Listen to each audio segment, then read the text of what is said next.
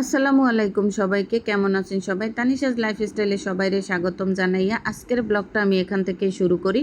তো আজকে আমি করলা ভাজি করব এবং পটলের একটা রেসিপি রান্না করব, যেটা আমি আর কোনোদিনও রান্না করি নাই, আজকেই প্রথমবার। তো পাশের বাসার ভাবির থেকে আসলে রেসিপিটা আমার শেখা, আমি কোনোদিনও এই রকমের রান্না করি নাই। তো মুরগির মাংস দিয়া পটল দিয়া রান্না করে, কিভাবে রান্ধে এটা মুগদাসে খায় না, তবে আজকে আমি ট্রাই করব, দেখবো আসলে কীরকম হয়। আমি কোনোদিনও এই রেসিপিটা ট্রাই করি নাই। এখানে আমি পটলগুলা কাইটটা ধুইয়া পরিষ্কার করে তারপরে মাঝখান দিয়া কাইটটা তারপরে আমি বিচিগুলা ফালাই নিতে আসি। তো এইদিকে আমার মুরগির মাংসটা কষানো শেষ। সম্পূর্ণ ভিডিওটা আমি দিলাম না, বা জাস্ট মাঝখানের অংশটুকু দিলাম, যাতে সবাই একটু ধৈর্য সহকারে দেখবেন প্লিজ। তো মুরগির মাংসটা এখানে আমি লাল লেয়ার মুরগি নিছি, এই মুরগিটা আমি ভালো করে কষাই নিতেছি। এদিকে পটলের বিচিটাই ফালানোর আসলে কায়দা নাই, যেই পরিমাণে বাজারের দাম সব কিছুর, কেমনে সব কিছু ফালামুকন।